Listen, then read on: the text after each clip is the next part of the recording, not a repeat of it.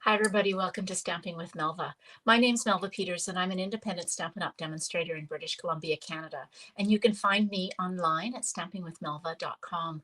Now, today I want to show you how to make a really pretty card using some of the new products from the Countryside In suite, as well as the sentiment. Well, it's actually not just sentiments, but it's a stamp set that's got a lot of sentiments that are really pretty called Lasting Joy. The Countryside corners dies, I have to get that right, are amazing, and they create an easy way to create a frame, kind of a different, usually we create frames using rectangles, sometimes circles, but this shape, I don't know, it's let's see, 1 2 3 4 5 6 7 8 sided, that's octagon, right? So it's that shape that we're going to create the frame, and it's a stamped frame because of the really cool Countryside Corner stamp set. So let me switch over to my desktop. And as I say that, I've realized I forgot something for the card, and I'm going to quickly run and grab it in just a second. It's the embossing folder that I need. So, all right, I'm going to switch over and then we'll get started. All right, so these are the two stamp sets I'm going to use. This is the Countryside Corners. This is a single stamp set. So it surprised me when I opened it to find that it is one large stamp set. So you do need a large block. And I'll show you a tip. If you have a hard time like I do holding on to this block to stamp, I'll show you a tip on how you can use it. So it does create this whole image, and then you can use this to cut out using these great dies. These are the Countryside Corner dies, and they fit around. So I'm using the largest, let's see, the largest and the third largest, I believe. Have I got this right? Am I missing it? Trying to get, oh, there it is. I think it's this one. Yes. Okay. So I'm creating a wider one, and you can create different widths of frames using these dies. So if I wanted to create a narrower one with just the dots, you use the first and the second largest, but I'm using the first and third largest dies to create my frame. So get those out. Those dies over there so I don't lose them. And then this was a stamp set. This is called Lasting Joy. So there are some images of flowers and stems and leaves, but these sentiments are great. They fit together. You can combine them. So today I'm using, let's see, Always Thinking of You. So you can actually combine them. And this, like, I'm so sorry I missed your birthday. I'm so thankful you're in my life. It's a great way to combine sentiments. I love this. Okay, so I'm going to quickly run and grab the Countryside Blossoms embossing folder, and I will be right back.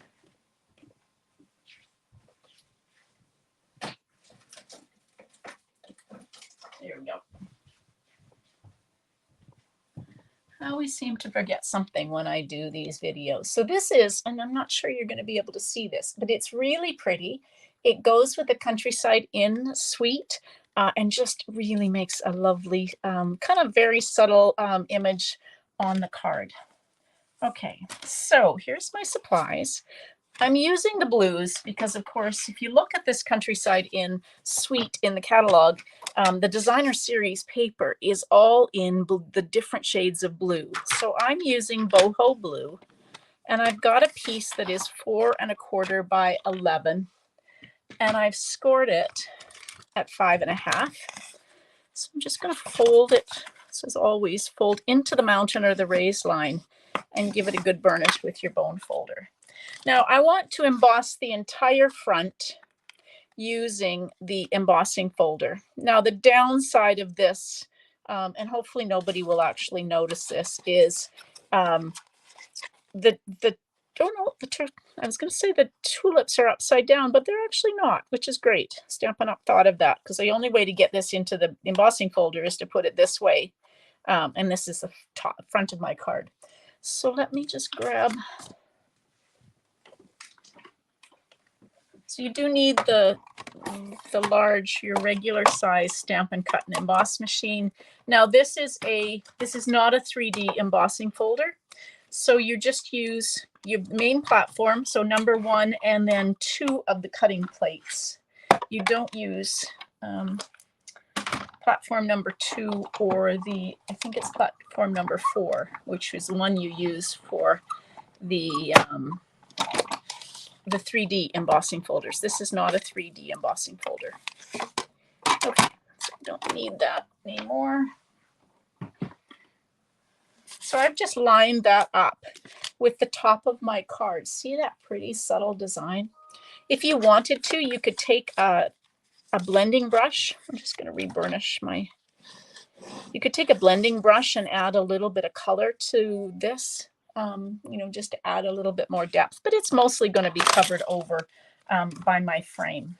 Okay, so now I've got a piece of Misty Moonlight, and I'm going to stamp it using Misty Moonlight ink. Now, here's my tip for stamping using this large stamp, because I have a hard time hanging on to this. So turn it upside down so that the stamped ink part is facing you, and then take your piece of cardstock and put it over top, and then you can press down. You could take a piece of paper and put over top, but I'm just kind of holding it in place and pressing down with my fingers, and then I lift it up, and now I've got my stamped image. I'm going to do this again because I want one piece. The frame is going to be in Misty Moonlight, and then the inside of the frame I'm going to do the same. I'm going to use the stamp again, and I'm going to stamp on basic white using boho blue ink. So this is going to be the inside of my frame. Now let's make sure I've got that. So there we go. I'm going to do the same here. Put my white, so I've re-inked it, cleaned it, re-inked it with boho blue, and then I press, and now I've got my frames in Misty Moonlight. Okay, let's close these up for a minute. I don't need them until I do my sentiments. But for now, after I manage to put the Stampin' Cut and Emboss machine away, I actually do need it. All right, so what we're going to do first is we're going to cut, and I use Post-it note tape with this because I want to hold these frames in place. So just take it and position your die. That looks pretty good. Position the first die on, and put a piece of Post-it note or Post-it note tape or a Post-it note or washi tape, whatever will hold these on so they don't shift when you're cutting. And then you can position the second die in place like that. All right, so let me bring my machine back in. So we're going to just take and cut this, run that through. Oops, I'm missing a platform. Note to self, when it goes through that easily, usually it's because you're missing one of the platforms you removed to do the embossing. All right, there we go. And this one through. So this is the frame, the outer frame that we're creating here. There we go. And then I'm going to take these off so you can see that this is cut. Gently lift off, so that's there. So this is cut a frame and the inside piece. We're only going to use the frame on this card. And then I'm going to take and run this through using the largest one. I'm going to cut. Actually, I do need both of these. What am I talking about? So we are going to, really what we're cutting out is, actually I'm not going to use the largest because I think I'm going to use this on the inside of my card. So what we're going to do is we're going to cut the center out because I want this piece. And then I'm going to use the inside of my, inside of this on the front of my card. And then I'm going to trim this other piece down, and we'll use it on the inside of the card. Okay, there we go. So that will be, this will be for the front of the card. So it will look, I'm going to pop this part of the frame up, and then this will fit on the inside, and we'll put sentiments. on, and then this piece I want to trim because I think I'll put this on the inside of the card. And so let's trim this to 5 1/4. I think this piece is 4 inches. Yeah, so this piece will fit on the inside of the card. And what I do need, I think I can fit it. Okay, I think I've got some basic white here that I can use. Okay, let's start putting our frame together. Now, I like to use the, these are called adhesive foam strips, and they come in one large length, 9 1/4 inches long. I just find them a little awkward to use, and so I always kind of cut them into about 3, and then I can take and use strips of them. Now they're perfect for shaker cards. You've probably seen me using them on shaker cards, and so if you're making a shaker card from this, and you absolutely could just put a window sheet in, you would need to make sure you create a barrier so that your shaker bits don't actually fall out. In this case, I'm just using it as to pop up. You could use plain dimensionals if you want, and I don't need to go all the way around this. I'm just going to take the bits I have and just use them because I have them, but you don't actually need to go all the way around it. There, that's plenty. So you could use dimensionals on this if you wanted to, or I just find it easier to use these strips. So now peel off all the backing. I haven't tried to make a shaker card. That would be really easy to make a shaker card using these dies. I haven't done that yet. I'll have to be on my list. If I got everything yet. No, one more. Okay, so now let's take and position this kind of even, hopefully even-ish on the card. Like that. Isn't that pretty? Just love the color combination of Misty Moonlight and Boho Blue. Now, this is the center of that white frame that I cut. So we'll just take this and just kind of position it on the inside of that frame. Okay, now I need that. I've got a little piece of basic white here. I wonder if this is going to be, I think this is going to be enough. I've just got a kind of 1/2 inch strip. So what we're going to do is we're going to stamp 2 different words out. So I'm going to use always thinking of you. So let's find the always. If I can find the always. There we go. There's the always. And then thinking of you. Oops, put it that way. All right. So I'm going to stamp the thinking of you in Boho Blue. I'm going to take this. So sometimes if you find these photopolymer stamps when you go to put them on aren't straight, just kind of put them down on your grid paper. Let them kind of relax in the, they will just naturally relax, and then you can stamp them. Now I'm going to cut these, so I'm not really worried that I didn't get that very straight. And so then this one, hopefully this will be big enough. Oh, no, it's not. I'm going to have to grab. Here's another piece of basic white that will be big enough. I want to fussy cut this, so I'm just going to take and stamp the always in Misty Moonlight. If you've watched me before, you know I tend to fussy cut my sentiments. All right, so I'm just going to take this and I'm just going to trim around it because I didn't get it very straight, so fussy cutting is going to save me, because sometimes when you've got a little tiny stamp and you're trying to get it straight, I just find stamping it and then cutting it out works really well. All right, and then this one, I'm going to kind of fussy cut and kind of follow the words around a little bit and just make it a little bit more curved.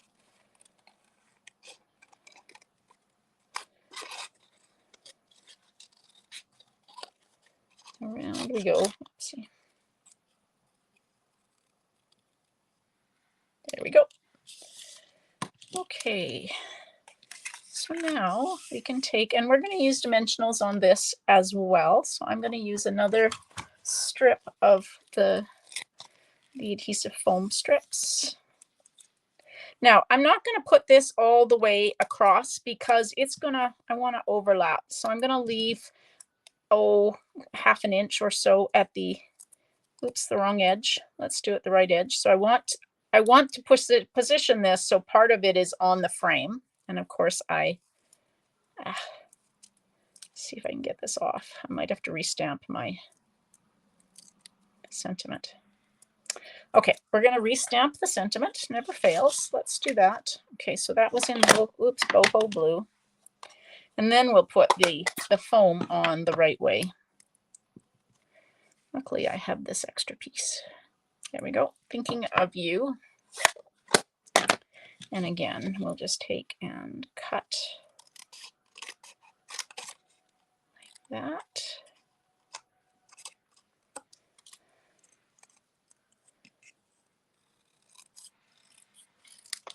And then we can use, so I want the thinking of you and the you part to be on the frame. So I'm going to put the dimensional on the end that's got the thinking word, the word thinking, and then, oops, stuck. So we'll just take and put that like that.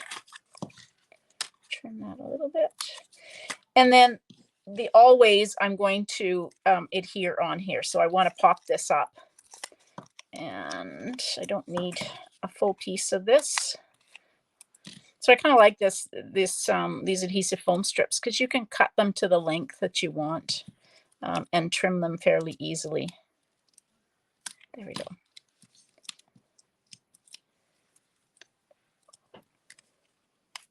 Okay, and there we've got always. Isn't that pretty? Now, a couple of last minute decorations before we do the inside. This is the boho blue textured ribbon.